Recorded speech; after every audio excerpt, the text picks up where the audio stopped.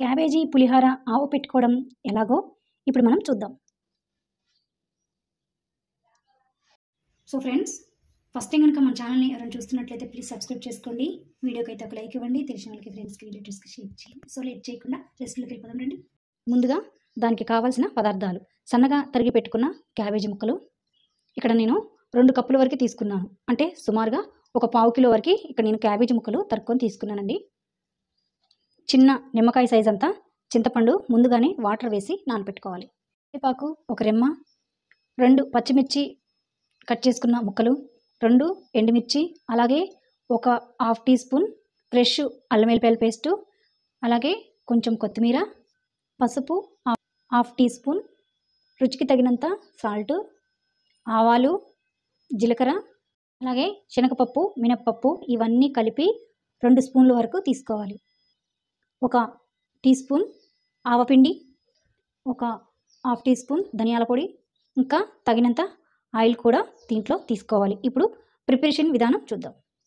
క్యాబేజీని ఉడకబెట్టుకోవడానికి ముందుగా స్టవ్ మీద ఒక మూకుడు పెట్టి అందులో 1 టేబుల్ స్పూన్ ఆయిల్ వేసి మనం ముందుగానే కట్ చేసి పెట్టిన క్యాబేజీ ముక్కలు వేసి ఇందులోనే కొంచెం పసుపు, కొంచెం ఉప్పు వేసి బాగా మిక్స్ చేయాలి. ఇప్పుడు ఇలా బాగా మిక్స్ చేసుకున్నాక దీని మీద మూత పెట్టి 10 నిమిషాలు ఉడికించాలి. ఇలా ఇప్పుడు మూత తీసి చూద్దామండి. నీళ్ళన్నీ కూడా మంచిగా ఇంకిపోయాయి. ఇందులో నీళ్ళు వేయాల్సిన అవసరము లేదు మనకి, ఎందుకంటే మనం సాల్ట్ వేసాం కాబట్టి క్యాబేజీలో నుంచి సాల్ట్ అనేది వాటర్ అనేది వస్తుంది. మనం నీళ్ళు పోయాల్సిన అవసరం లేదు. ఇలా మంచిగా కలుపుకుంటూ వీటిని ఈ విధంగా కుక్ చేసుకోవాలి. ఇలా కుక్ చేసుకున్న తర్వాత ఇప్పుడు స్టవ్ ఆఫ్ చేసేసుకొని దీన్ని పక్కకు పెట్టేసుకుందాం. ఇప్పుడు తాలింపు వేసుకుందాం.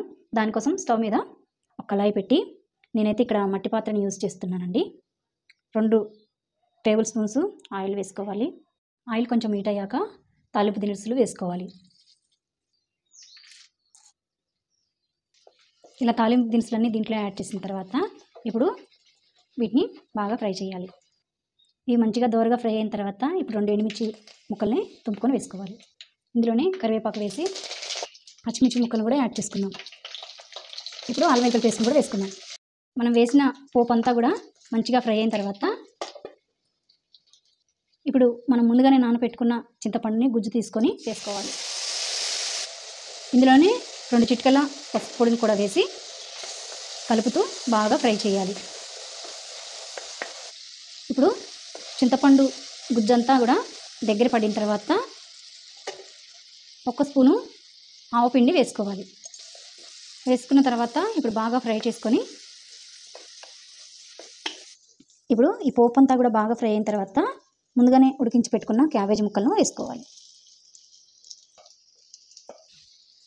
క్యాబేజీ ముక్కలన్నీ ఇలా వేసుకున్న తర్వాత ఈ విధంగా మంచిగా కలుపుకొని ఒక 5-6 నిమిషాల పాటు మూత వేసుకొని మగ్గించుకోవాలి.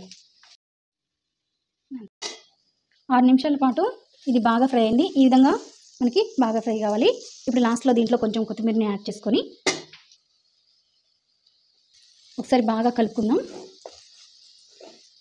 ఇలా కలుపుకున్న తర్వాత స్టవ్ ఆఫ్ చేసేసుకొని సర్వింగ్ బౌల్లో సర్వ్ చేసేసుకొని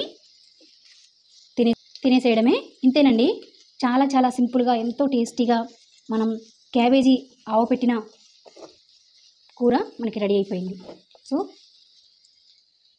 ఫ్రెండ్స్, నచ్చితే ఈ రెసిపీ తప్పకుండా ఒక లైక్ చేయండి, మీ ఫ్రెండ్స్కి, రిలేటివ్స్కి షేర్ చేయండి. అలాగే కొత్తగా చూస్తున్నవారైతే మన ఛానల్ సబ్స్క్రైబ్ చేసుకోండి. ఇలాగే కొత్త ఇంట్రెస్టింగ్ వీడియోస్ కోసం మన స్వర్ణశ్రీ ఛానల్ని సబ్స్క్రైబ్ చేసుకోండి ఫ్రెండ్స్.